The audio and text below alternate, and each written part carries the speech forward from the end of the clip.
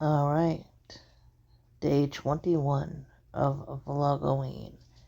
I am here to do a movie wrap-up for September.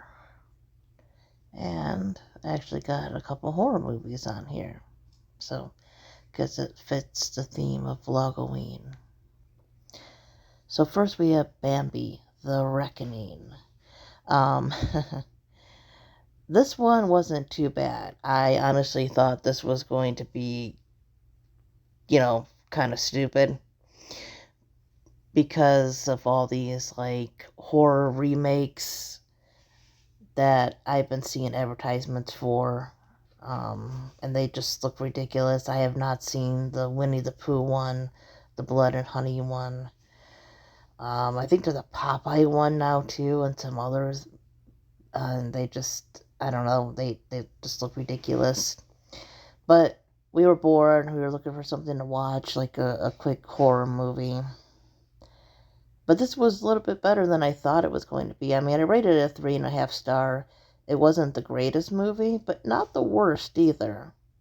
So this is about a mother and her son who get into an accident.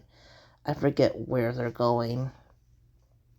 But they basically end up being hunted down by this deer bent on revenge, because people killed I think both his mom and his, girlfriend or whatever. I think it's loosely based on Bambi, other than, this one appearance by Rabbit that's supposed to be Thumper, and the whole, his mom being killed thing. I don't see too much of a Bambi resemblance. But yeah, it's basically about a deer bent on revenge.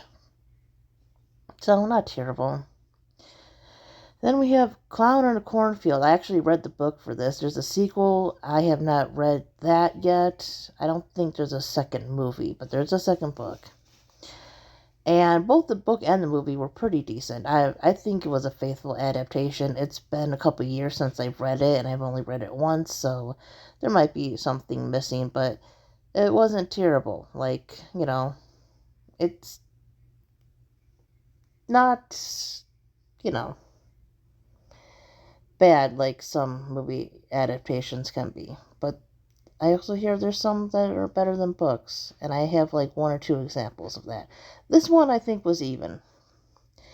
This is about a girl who moves to a new town with her father to kind of start over after the death of her mother. And after a while, people start dying, and they're being chased by this clown or people dressed like this clown who is a mascot for some company. I forget what it is, but yeah, they're being chased by people dressed like clowns. And of course, they are trying to figure out what's going on and everything. And I like the ending. I like, the whole twist and everything. It was pretty decent. My Neighbor Totoro. Pretty sure that's how you pronounce it. This one was cute. It's a slow movie.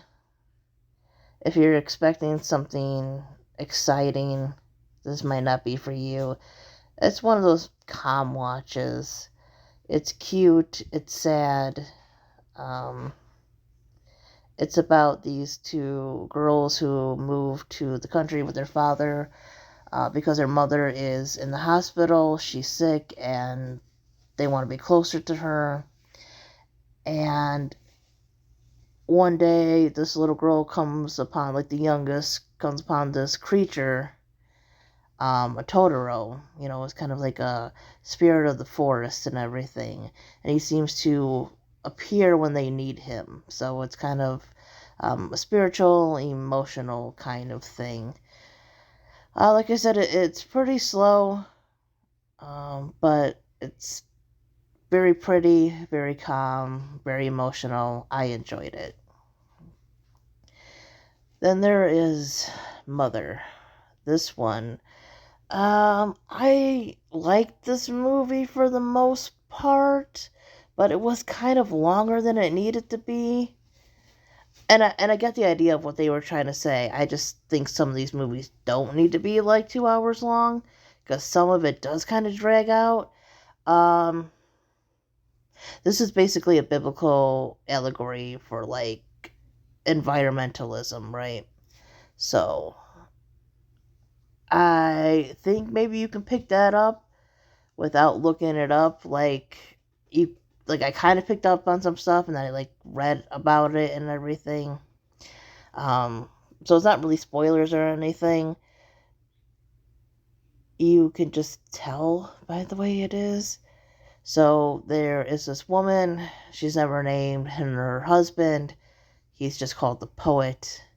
And one day this man shows up, and things start happening after he shows up, because he shows up and then like his wife shows up and their kids show up, and one of the brothers kills the other one over like I think something to do with inheritance or the will or whatever, that he wasn't happy about. So you basically have Adam and Eve and Cain and Abel there, and then you have all these people coming in to the house and destroying it, which is, um, kind of a metaphor for, instead of taking care of the earth like God intended, man just destroys it.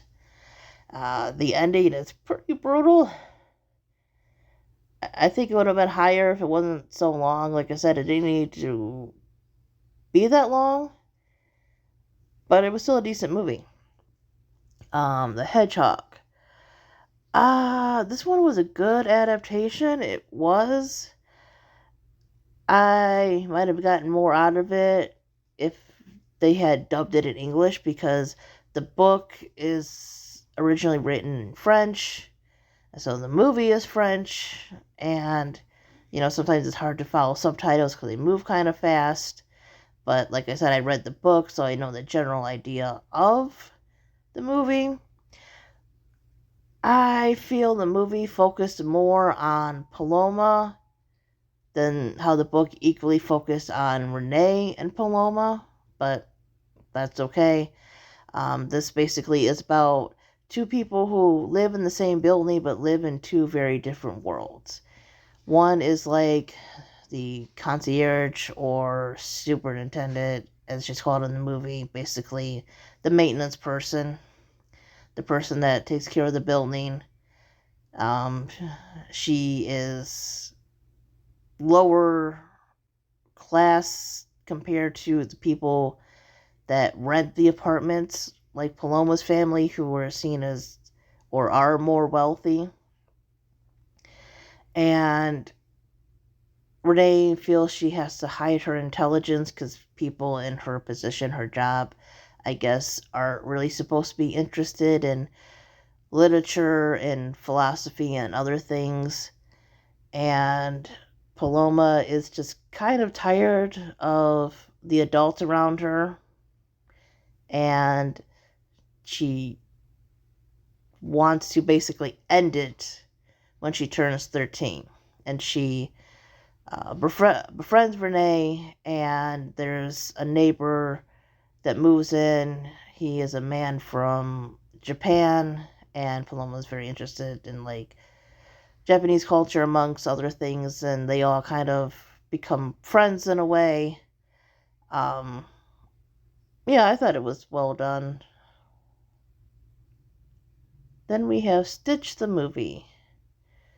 So the Lilo and Stitch sequels are kind of more like long episodes than movies, but nonetheless, it still is marked as a movie, and I I like this one. Like, nothing beats the original Lilo and Stitch movie, but the sequels are cute and they're watchable. So, Stitch the movie is about them trying to catch the other 625 experiments. So, Gantu captures Jumbo, and they have to go rescue him, and they have to find the other experiments, and then there's, like, one that likes to make sandwiches a lot, and there's one that has, like, a lot of electricity. It's a fun sequel. Lilo and Stitch series, franchise, whatever, is probably one of my favorites. They're all watchable, and they're all pretty entertaining. So that is my movie wrap-up for September. Thanks for watching, everybody. Bye-bye.